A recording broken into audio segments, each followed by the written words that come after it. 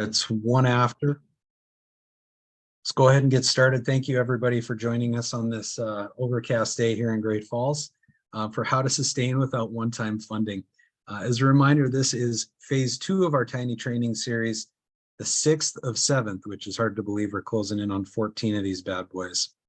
As a reminder, Tiny Training series here is a series of 30-minute webinars every other Thursday, attendance at 4 of these live events. And as a reminder, for those of you who may have not at this point, maybe you have, I can't see my chat box, please give us your PS number and your name. We need to see that you are here and engaged for your attendance to be verified. You're going to get, if you do attend 4 of these trainings, hold on a sec, there we go. You'll get 2 hours of ECP credit. We're going to relaunch the next phase of Tiny Trainings at some point later this summer. We just haven't determined dates yet. Our goal here is to introduce some basic business concepts to the ECE providers in the room and those watching the recordings, and introduce you to some Connect programs. Today is how to sustain without one-time funding, and then we'll wrap up this series talking about building capacity in communities. For those of you who need the reminder, those of you who've been on probably don't, Montana Child Care Business Connect is a program of 0 to 5 Montana. We launched in 2022 thanks to a contract with the Montana Department of Public Health and Human Services, and Craig is here. Awesome. Craig just joined us, our other guest speaker. Our goal here is to support communities, entrepreneurs, and others with the business stuff related to starting, owning, operating, growing, expanding, and planning for exit from your childcare program.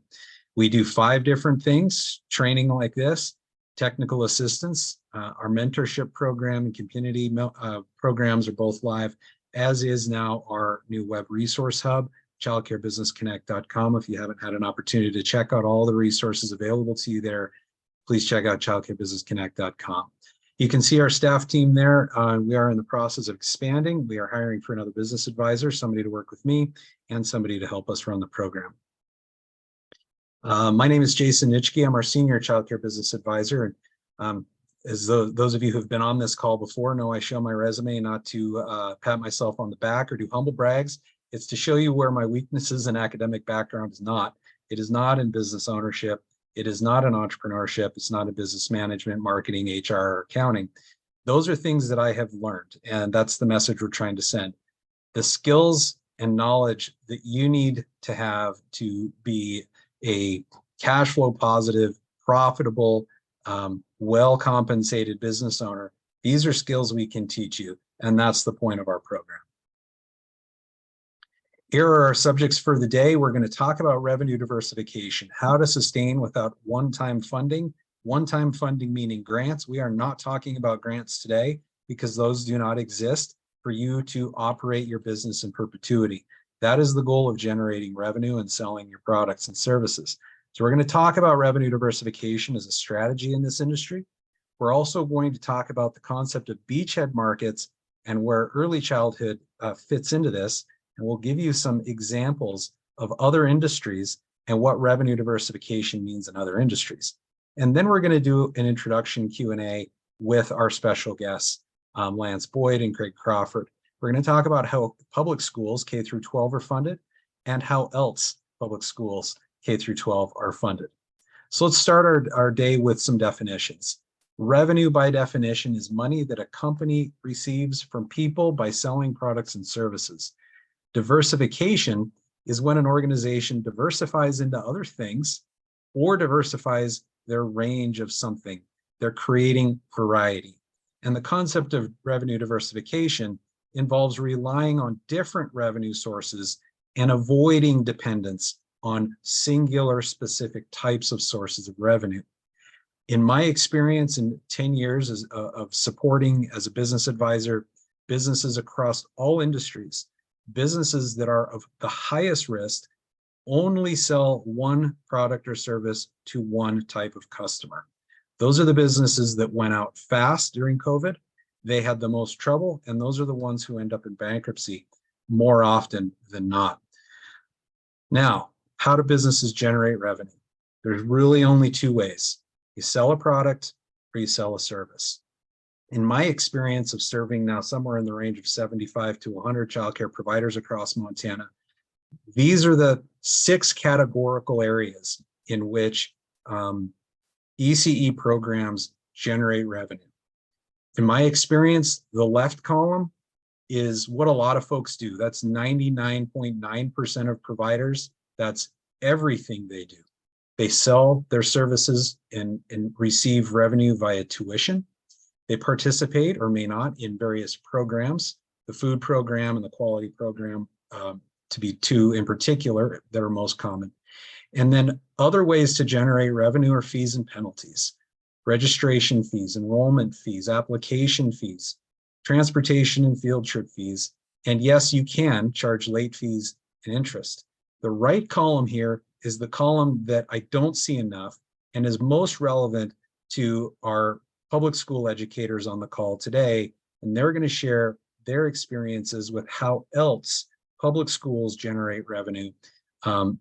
In particular, product generated income, the rental income available through renting your space. And we're all teachers here, are we not? We're teachers. So only teaching to 0 to 5 age kids and 6 to 12 age kids in the summer is not the only way to teach. There are other people that we can teach other and different types of topics. So broadly speaking, 6 different types of categorical income that, in my experience, ECE providers can and some do use to generate revenue in their businesses. Let's talk about beachhead markets. This really is a military analogy popularized by a gentleman named Bill Ellett, who's the managing director at the Trust Center at the Massachusetts Institute of Technology Management School. He's got a book out, including this workbook here, called Discipline Entrepreneurship, in which he talks a lot about the first product or service that a company sells. That's the beachhead market. If you think about an invasionary force with the United States military going on to Omaha Beach to enter Europe in World War II, those people, the military folks getting onto the beach, didn't stay on the beach. They got onto the beach and the goal was to get off the beach. And the concept being presented here for business owners is, what's your first product? That's where you get onto the beach. Your second product and your second service and your third and fourth and fifth, those are the other things you do. That's getting you off the beach. That's the concept of beachhead markets. We want you guys to generate and stabilize based on your first product or service. That's childcare. That's teaching kids 0 to 5 and 6 to 12 during the summers, providing those types of services. And then what's next? That's the concept we're talking about with revenue diversification. And in my conversation with Craig, who we'll introduce here momentarily, Craig let me know that he is a former Domino's Pizza franchisee. And so I did my research on my favorite pizza franchise, which is Domino's. By the way, my daughter's as well. And so I'll share this story that Craig shared with me, and then I was able to research and verify. So for 40 years, and hopefully we're teaching you guys something that you can apply from another industry into the ECE industry. For 40 years, Domino's built its foundation on the sale of one product. That's the product on the left, pizza. The reliance on that one product got the company into profitability and significant levels of efficiency. The company's founder, Tom Monahan, minimized products from many to one in order to achieve quick delivery times, product quality, and customer satisfaction. All of those terms are relevant in the ECE. Delivery times is quality of service, high quality of education to your kids and to your families. Customer satisfaction is something that every business has to address. However, in the Domino's franchisee model, franchisees were not allowed to offer more than just one product. And over time, this restricted the company's ability to grow and generate more in cash and generate more in profit. The philosophy worked to the tune of about $1 billion in venture capital when Tom Monahan sold his company to a company called Bain Capital. So clearly that beachhead product in this case worked extremely well. And that's what we're advising childcare businesses to do. Be excellent at the primary source of revenue. Be the best at the primary source of revenue. Back to the Domino's example. With efficiencies and profitability completely solved, Bain Capital's next goal was to take the company to the next level, generate more revenue, generate more profit, cover more costs, give more opportunity for growth. Bain diversified their product offerings, and in the first year of offering 2 new products, which Craig reminded me were cheesy bread and Cinesticks, the company's sales grew by 7%. And since the early 2000s, over the last 20 years, the company has expanded to 9 additional product categories and has seen sales growth of 275%. So by diversifying, they gave themselves an opportunity to grow and scale in a way that they didn't before. And that gives me an opportunity to bring in our 2 guest speakers today. And I think, Craig, what we're going to do is we're going to introduce you guys, and then we're just going to take you guys off. We'll put you on camera and not do the slides. We'll just run some Q&As, okay? So Craig Crawford is the superintendent of schools in Stanford, and Lance Boyd is joining us as the director of student services and former elementary school principal in the Great Falls Public Schools. Craig, what we're going to do, I'll show you everybody this. We're going to talk about how K through 12 programs are funded, and I dropped those other slides out if that's okay, Craig. So let's talk just a little bit. I'm going to stop share here. Talk just a little bit about how public schools are funded, that 87.5% and 12.5% roughly. Yeah, ballpark of it is property taxes and state revenues that will be your primary funding models for schools. And I don't know how deep you want to get. There's federal flow through grants and categorical grants based on whether it's special ed services or Title I services, transportation services. So we have a host of it, but the quick summation is there's a federal pot of money, there's a state pot of money, and there's a local pot of money is the bulk of our funding. And is it fair to say that those sources of revenue go to cover the cost of tuition? They cover the bulk of our operating expenses. I'd say 80+%, depending upon what school district you're in, 80+% is going to go to just to payroll. The primary thing we are is a service provider, and so the bulk of our expenses go towards payroll. There's not a lot of product cost for us. And so, like I say, some schools run anywhere from 80% up to as high as, I think Helena is probably getting close to 97% of their money goes just to cover payroll costs. So payroll, you're talking about payroll benefits. Are we talking about instruction, like classroom materials as well? That has to then come after that. And that's where it can get tight, and you look at where can you get creative with the pots of money to go buy things or search for other revenue streams. So things like administrative, that fits into that, administrative salaries fits into that pot too? Yeah, that's all salaries, but then you still have your overhead. You have the maintenance and utilities of the building. I would imagine from a core expense standpoint, it wouldn't be that too dissimilar from a child care center, and that the bulk of your costs are going to personnel costs, benefits, and then operational expenses. And it's fair to say that the majority of that is the majority, not all, but the majority is covered by, in essence, tuition. The state or some other pot of funding paying the district to deliver a service to kids. Yes. Okay, so where are pay raises, insurance, where does that stuff come in? Where does that come from? That's where we look at whether it's local levies, operational levies, and we go to just the community and say, in order for us to continue to provide this level of service, because for some of the smaller schools, and Lance, you may not have this issue in Great Falls, but for some of the smaller schools, our enrollment trends are positive, but it's a very small slope. It's not a steep curve, but our expense curve is much higher. Our expenses and the cost of doing business are exceeding what our revenue capacity is from those primary sources. And so we either go to the local community and ask for a operational levy, which is just additional taxation to cover that. So we're back to those pots. We just make the local pot get bigger, or we look for grant funding or ways to offset costs in other areas.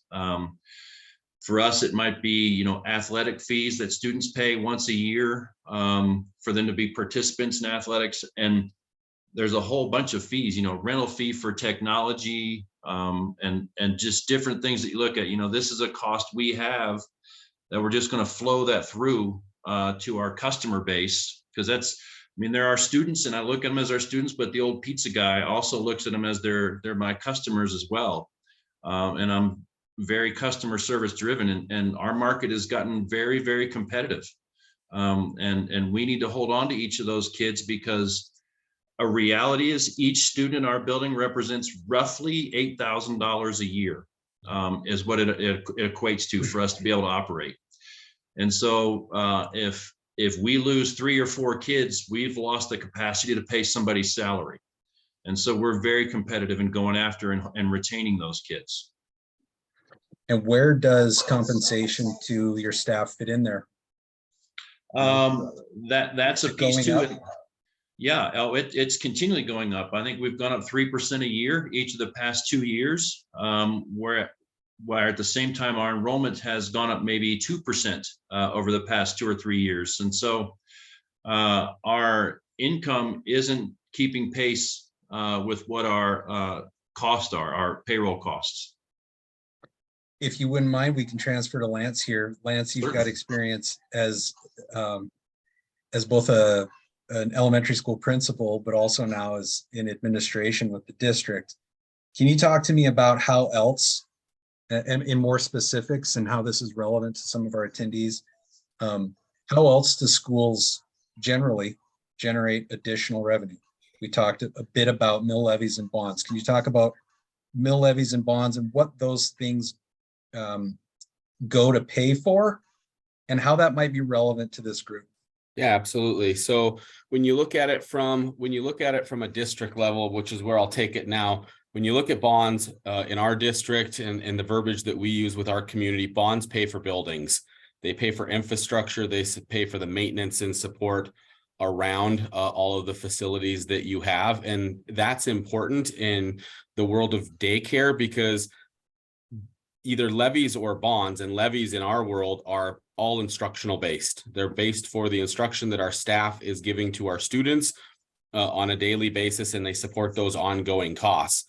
In the world of daycare, it would be very similar to what we see in large corporate markets of crowdfunding. You're asking your constituents to get behind a single product or to get behind a single project that will allow your facility to move forward, and you're asking them to support that, whether that's with a donation or whether that's with an initiative over time where they buy into so much stuff and they get a little bit of product or something in return, but they're seeing overall gains. And for most people on here, if you have a student or you were in a school, the world of PTAs and PTOs becomes very familiar, because you have an organization inside of that building that's working alongside the principal.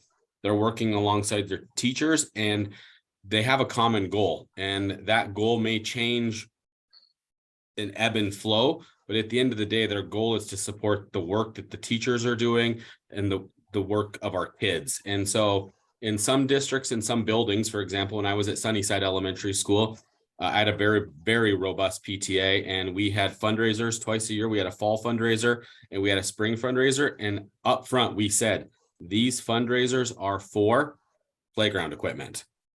And multiple years, after year, after year, after year, we raised $40,000 every fall, until the point in time I was able to spend almost $200,000 to get a very small piece of playground equipment onto our playground. But at the end of the day, the parents saw the payoff, the kids saw the payoff of what they were working for. We gave them constant updates. We had flow boards so that they could see where they were at on the temperature gauge. And you really did make it a momentum moving event on the backside. The other piece of it that you have is when you have your parents and your community organizations that are working with you.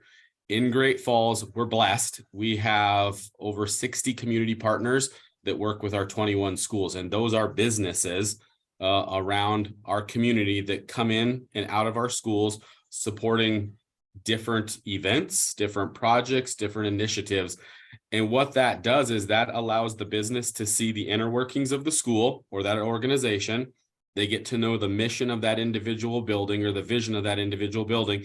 And then they come to you and they say, hey, we are willing to support this if we have our name or attached to something, or we have flyers that are going home over the course of time for PTAs that show partnerships with New City Church, show partnerships with Horizon Bank, show partnerships with whatever. And we benefit, our schools and our kids benefit, our teachers benefit from those community partnerships because they allow your organization to grow, and it's mutually exclusive benefits.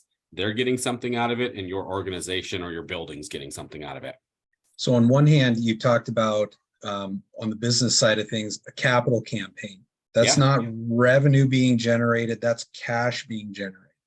Yes. So again, mill levies, bond initiatives, oftentimes, equipment, furniture, fixtures, those are capital campaign activities. That's Correct. cash generating. You talked about community partnerships, and that can, some of what we had talked about prior to getting onto the call today was things like in our world, ECE world, we talk about shared services, bringing services to families. Can you go into a little bit more detail on bringing shared services to, services to the kids instead of the kids to the services, and how that might be relevant to Yep. this? So in our district, one of our key partnerships is with Alluvian Healthcare. And so Alluvian provides services to our kids and our families where they have clinics in our school, and kids don't have to leave a building to go receive mental health services. They don't have to leave their building if you're at Longfellow to go get a student well checked. If the van or the bus pulls up at Sunnyside Elementary at 2:00 every Thursday for dental clinic through Alluvian, our families are right there. They have an appointment scheduled, and they're not driving downtown to go get that service. They're grabbing their kiddo out of their classroom. They're going to the van. They're getting their dental work done, and that kid's back in for the remainder of their day. And what it does is it brings two community organizations together that benefit one another. But at the end of the day, the benefit product is your family and your kids, because you're not having to leave and travel all over when many families are just working and trying to stay at their job for 8 hours, 9 hours a day. Craig, in Stanford, what kind of community partnerships do you utilize? We have them for work-based learning things for kids to have a place to go. We will advertise for community events that are coming up, that in turn gets us advertising for things that we might have. We have sponsors for, there's sponsors for the shot clocks in the gymnasium. There's sponsors for everything in the building. I don't mind throwing somebody's name on something if they want to write a check for it. And I will switch gears a little bit, Jason, in that back when I was the pizza guy, the thing I found from a fellow businessman was they might want to be involved, but they don't necessarily know how. And so I guess my advice to your care providers that you have on here is the worst you can get is a no. But if there's something you want to do, is just to go ask a business, hey, is there a way you could partner with us, or what would it look like? Like I used to put out flyers on top of my boxes that I would advertise local businesses on there. And the top half of the flyer was coupons that I wanted to get out of the people's houses. And the bottom half was the businesses in town, and they paid for all the printing.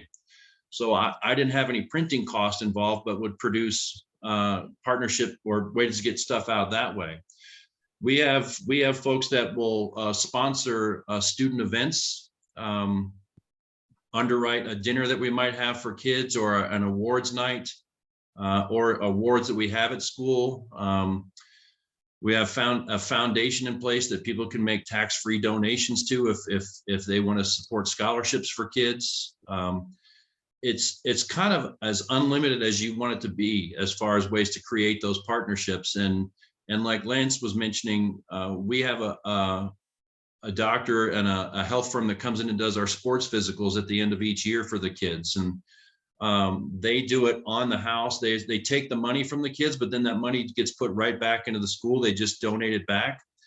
But it also creates a real bond for them with these families as they go forward. And you know, if it's the family's first kid that's coming along for a physical, well, you can bet that they're going to be looking at this group as potentially a source for healthcare down the road because of just getting their name in front of them. So we've talked a little bit about capital campaigns, new cash in to cover specific costs. We've talked about community partnerships, which really in our world is a cost offset strategy.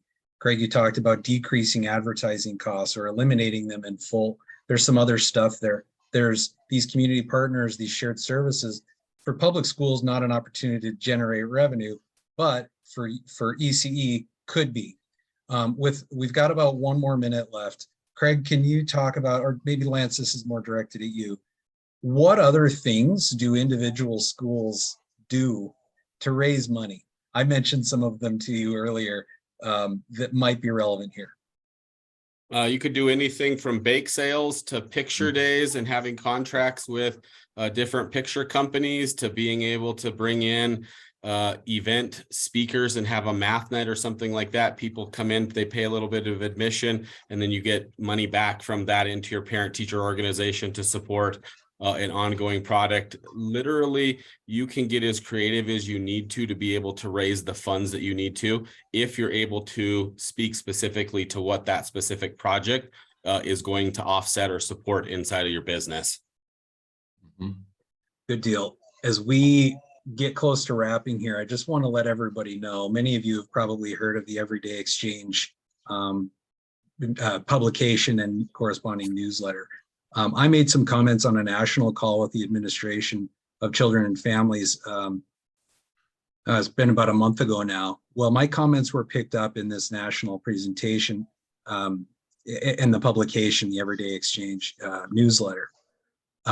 0 to 5 is not the only organization nationwide talking about revenue diversification in this industry and innovation in this industry.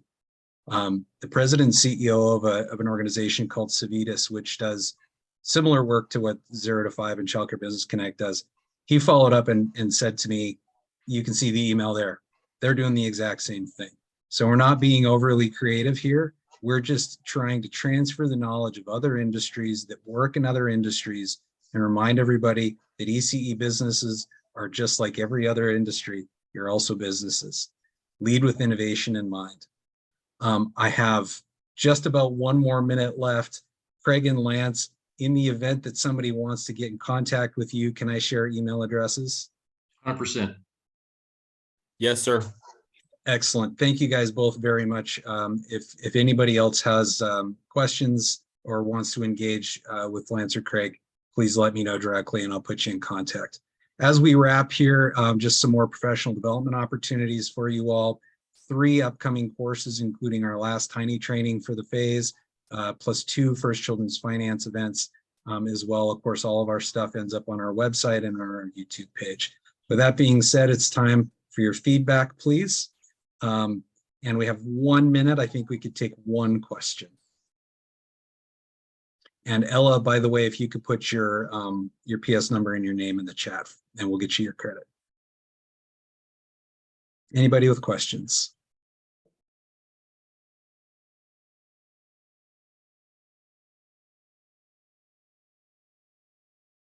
Ella had a comment here. We raised $1,500 for a hop-a-thon. Parents pledged a certain amount of money and had a family community pledge too. It was around Easter and was nothing to set up, took 10 minutes total. Very easy, very fun. We raised money for outdoor equipment. Awesome.